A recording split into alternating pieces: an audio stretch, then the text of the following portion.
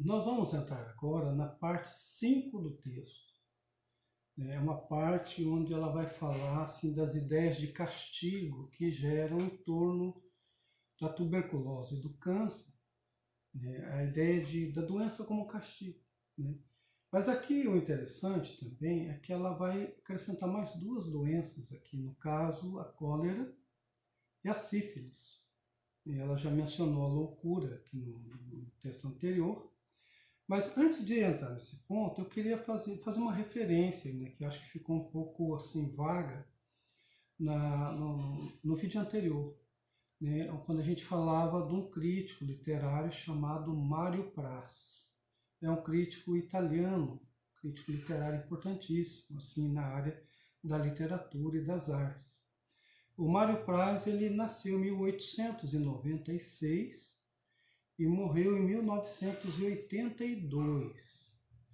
Né? E tem um livro dele muito importante, eu acho que é este livro que é citado aí por Sontag, que se chama Agonia Romântica. Né? E ele se especializou justamente em temas decadentes, eróticos e assim daqueles temas que são deprimidos, né, na literatura, nos séculos XVIII e XIX. Então, isso cumpria aquilo que se dizia lá atrás, né, a respeito da doença percebida assim como retraimento do corpo. Né. Mas ele escreve também outros livros, né, A Casa da Vida, um livro sobre memória, né, Mnemosine, o paralelo entre literatura e as artes visuais, e sobre o neoclassicismo. Então ele é um autor próprio das artes, né, da história das artes, né, crítica de arte, possivelmente. Certo? Só para dar esse tributo, né, que a gente não fez lá no vídeo anterior. Voltando aqui, então ela vai falar sobre os castigos, né, as doenças vistas aqui como castigos. É o caso da cólera, da tuberculose, da sífilis e também do câncer. Então, ela começa fazendo duas comparações entre duas obras que eu já citei para vocês de Thomas Mann. Né? Um é dessa A Montanha Mágica. Né?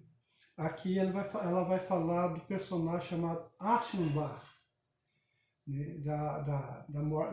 Desse livro aqui, A Morte em Veneza, certo?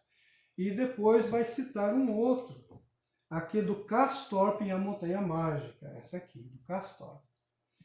Por que ela vai fazer esses dois paralelos aqui, desses dois?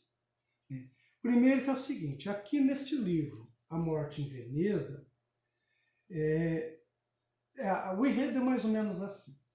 Tem um pintor, né, chamado Aschenbach, que ele aparece em Veneza, né, porque ele vai fazer algumas pinturas, é uma cidade turística, as pessoas estão lá tomando banho de praia, e de repente, né, nessa paragem, ele acaba assim, vendo um menino, né, um jovem, um adolescente, de uma beleza, né, grandiosa, e ele se apaixona pela visão, né, desse menino, esse pintor. E ele fica ali, ele não consegue sair, se mover, né, porque ele fica encantado. Então, o tempo todo ele se posiciona num lugar, né, lá do veraneio, para ver esse menino. Ele não conversa com o menino, nada disso ocorre. Ele apenas vive na contemplação desse menino. E, nesse meio tempo, a cidade se vê, né, acometida pela cólera. E aí os hóspedes vão se despedindo, indo embora, a cidade vai se esvaziando. E ele não se dá conta disso por conta dessa visão estonteante que ele tem do rapaz. Então é isso, então é a cólera, né, que aparece. Né? E na Montanha Mágica, como eu já disse para vocês, né, a doença ali, a tuberculose. Então, aqui é a paixão é a derrocada da pessoa. Né? Paixão, ele se apaixona por aquele rapaz e fica inviabilizado de fazer o que todo mundo faz, de fazer as malas e ir embora da cidade. E acaba morrendo, justamente, né, atacado pela cólera. Tem um filme, inclusive, né, chamado A Morte em Veneza, né, que é um filme que retrata exatamente isso. Então, aqui é razão, inibição, espírito exigente, né? Então, é a doença que degrada ainda mais o personagem. Né? Então, no caso aqui da cólera. Né? E na Montanha Mágica a gente tem o Castor, né? Que ele se descobre tuberculoso e sente-se com isso, então, promovido. Né? É um ganho singular. Certo? A cólera é um castigo pelo amor secreto. Né? No caso ali do personagem, né, que era homossexual, declarado assim, que se percebe, então é um castigo por um amor secreto, um amor que não pode ser publicizado. Né? E a tuberculose não, a tuberculose é a expressão do amor. Né? O amor vivido, né? Assim, né? O amor que pode ser noticiado, inclusive. A cólera é uma redução a um ambiente insalubre. E já a tuberculose é que põe a pessoa em relevo contra o ambiente. Né? No caso da tuberculose, a pessoa que é colocada em relevo em relação ao ambiente, seja ele insalubre ou não. No caso da cólera, a redução da pessoa a um ambiente insalubre. No caso do hotel ali, na Morte em Veneza, e as pessoas vão saindo, o local vai ficando insalubre. Bom, então existe aqui a maldição e um horror especial em relação à morte. Né? Uma doença que isolava a pessoa da comunidade.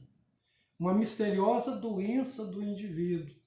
Escolha de vítimas individualmente, queima de roupas do doente. Então isso aqui no caso da tuberculose.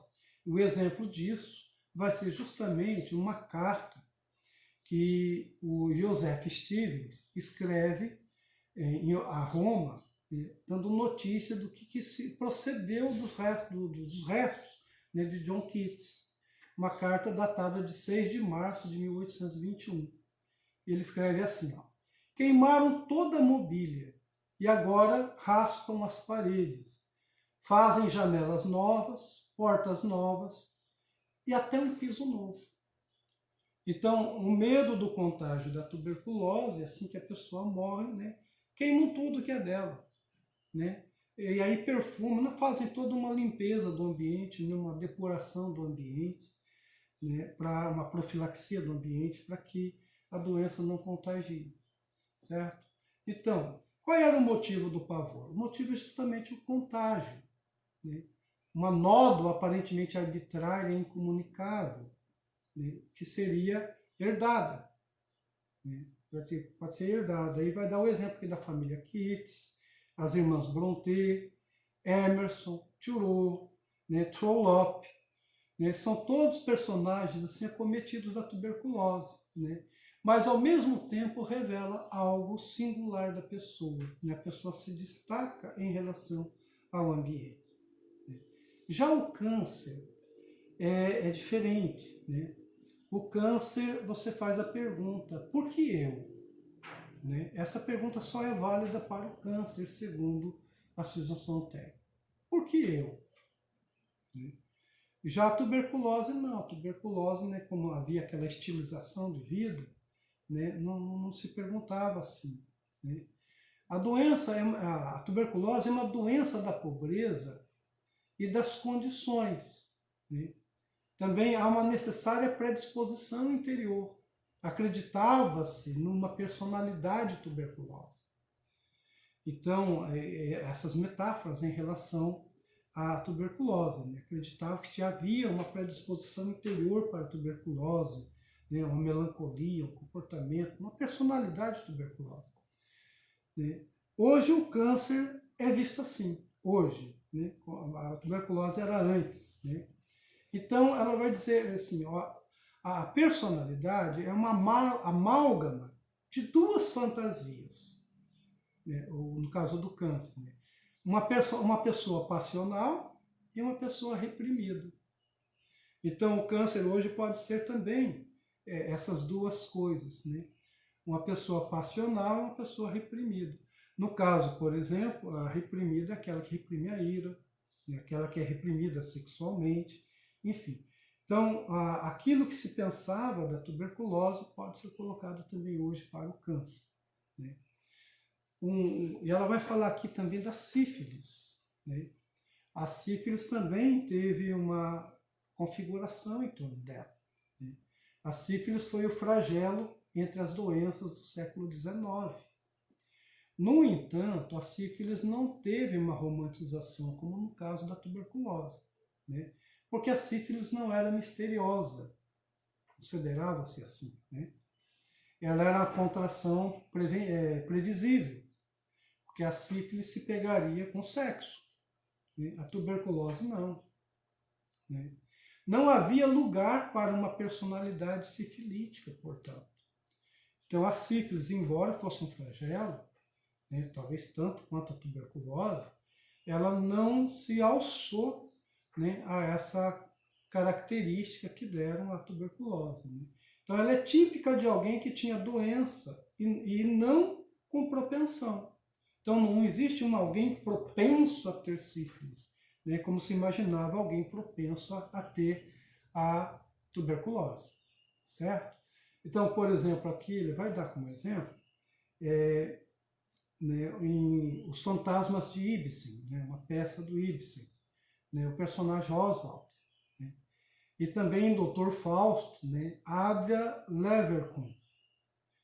É um julgamento moral, mas não um julgamento psicológico. Ou seja, aquele que tem sífilis, ele tem sífilis porque ele é um libertino, né, porque ele foi praticar sexo, por exemplo, lá no bordel, mas não é assim, um julgamento psicológico, não é um melancólico, né, como seria o caso, né, do tuberculoso. A outra situação que ela coloca é que pode ser fruto da ira divina, né, que é aqui aquela história da doença ser causada por uma vontade de Deus de punir os homens, né? Então, por exemplo, no mundo antigo, a doença era tida realmente como um instrumento de Deus para punir os homens. Então, por exemplo, lá na Ilíada, a gente tem a peste de Apolo, né, justamente para, né, os gregos que chegaram e violaram o templo de Apolo.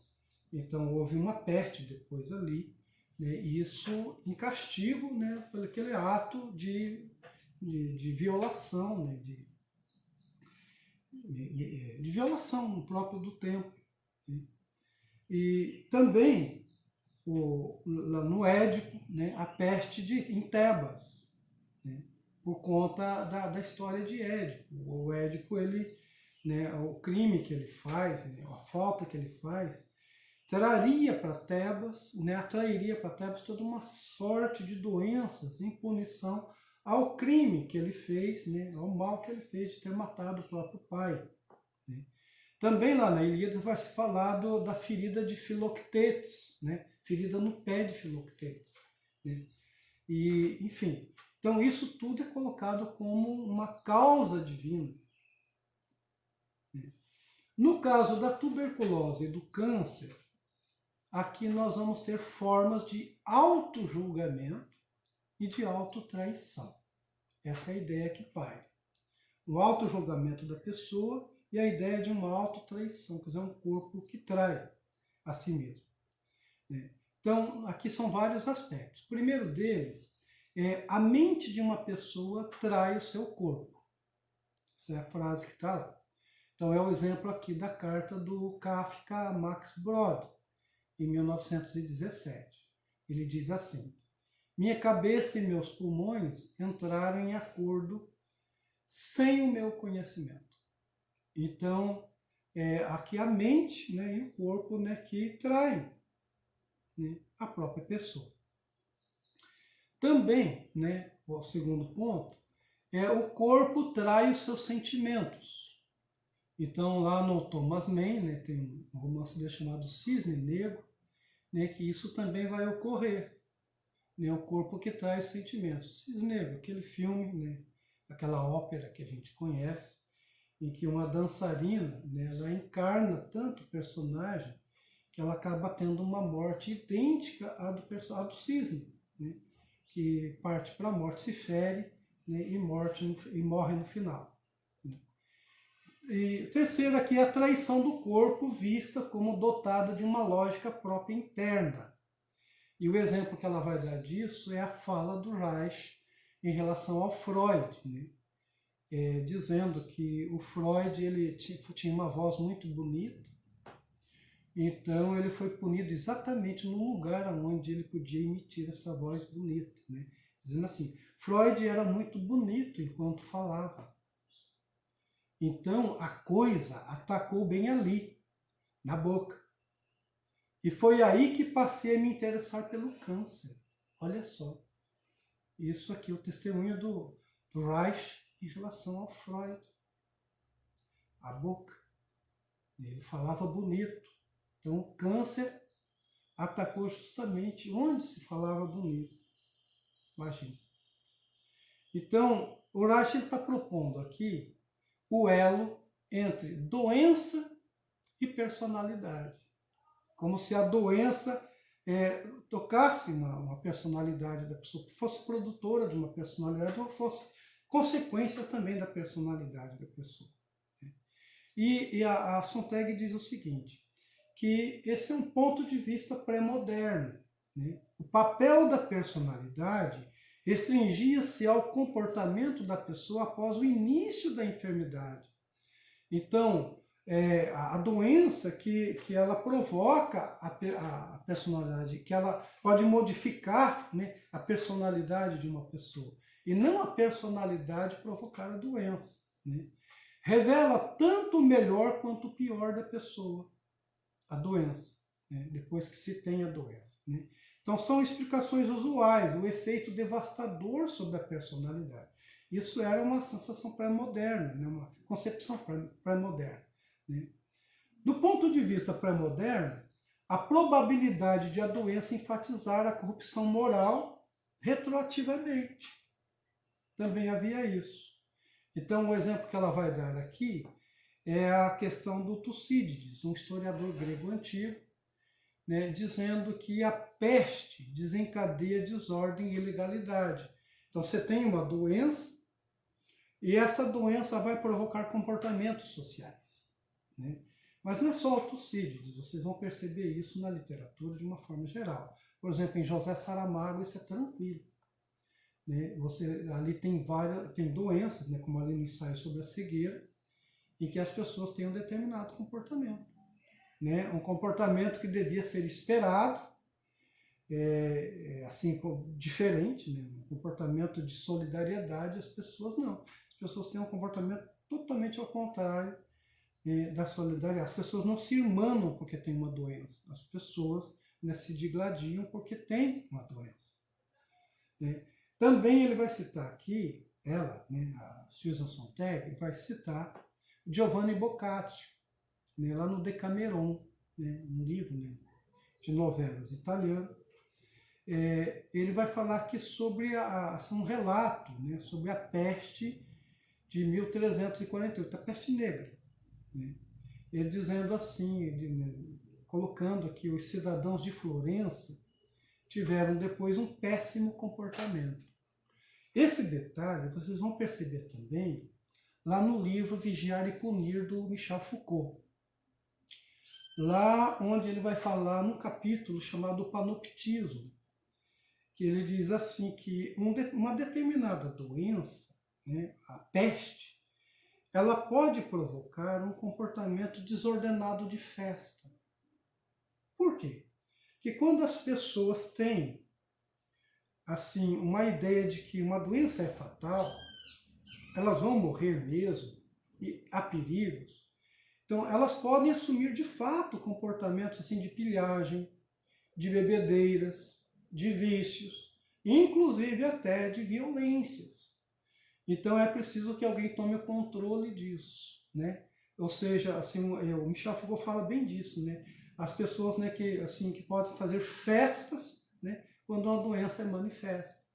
Então, e aí é preciso recortar, né, esquadrinhar esse espaço, né, que é o que ele vai chamar aqui de panóptico, né?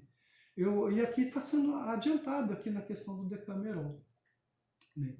Bom, aí ela vai falar assim, dos contrastes, né? As considerações sobre as doenças modernas parecem exageradamente desatentas à maneira lamentável como muitas pessoas recebem a notícia de que estão morrendo. Então, isso aqui é um contraste, assim, sobre a notícia sobre a morte, né? Então, a doença, a fatalidade de uma doença, ela vai ser um teste de caráter moral, né? Como eu estava dizendo assim, sobre a questão aí do Michel Foucault. Então, no século XIX, há uma relutância em deixar alguém ser reprovado no teste, né? Os virtuosos tornavam-se apenas mais virtuosos à medida que deslizavam rumo à morte. Então, aqui o uso da doença para moralizar as pessoas, né? E aí ela vai falar aqui da literatura, né? Que a literatura mostra isso, uma inveterada espiritualização da tuberculose e sentimentalização dos seus horrores, né? Isso ajudava a criar uma expectativa de virtude, né, das pessoas que fossem morrer. Por exemplo, aqui ela vai dizer, né, citando aqui a prostituta Fantine, né, em Os Miseráveis, de Victor Hugo, né, a morte redentora para os decaídos. Então ela era prostituta, mas uma vez que ela pega aqui a doença, então isso seria um depuramento, né? Ou então a morte sacrificatória para virtuosos, como é o caso aqui da heroína de A Carruagem Fantasma, né, de Selma Lagerlöf. Então é uma história que ela conta aqui que pode ser uma morte sacrificatória, né? Ou seja, um aspecto depurativo da doença, do caráter da pessoa. E ultra virtuosos lançados a novos patamares morais, né? É o caso aqui de 3 personagens que nós já citamos em vídeos anteriores, que é o caso da Evinha, de A Cabana do Pai Tomás, né? De Milly Tilly em As Asas da Pomba, e de Paul, né? Do personagem Paul lá, de Dombey e Filho, né? Do Charles Dickens. Bem, então são personagens tratados de forma menos sentimental, né? A doença vista como oportunidade para agir bem. Para agir bem. Então, fazendo esse trato, né, de que a doença, enfim, você está com a doença e você agora, né, tem que pensar nos outros, né? É o caso que a gente estava assim analisando, né, quando o general Heleno pegou o coronavírus, né, e havia também o presidente Bolsonaro suspeito de ter pego, e assim, as pessoas, né, médicos, personalidades vão pegando o coronavírus, então é o momento de você assim olhar, olha, é uma doença séria, é preciso que a gente proteja a população, então vamos, em vez de pensar na economia, vamos pensar nas vidas. Então é algo semelhante assim. E ela cita aqui o caso, né, do Ivan Illich, né, aquele personagem do Tolstói, né? E cita também aqui um personagem de um filme de Kurosawa, né, aquele cineasta japonês, né? Então, a calamidade que abre caminho para discernir altos enganos e falhas de caráter de toda uma vida. Então, de repente, a pessoa é tocada com uma doença e resolve ser um ser humano melhor, né? Então, no caso do Ivan Illich, né, o câncer é revelador de uma verdade. E no caso aqui do funcionário público do filme Ikiru, um filme de 1952, né, de Kurosawa, né, o câncer faz o personagem se engajar politicamente. Então é isso que coloca, ou seja, é o caráter assim punitivo da doença. Tá certo? Então essa é a parte 6. Terminamos aqui.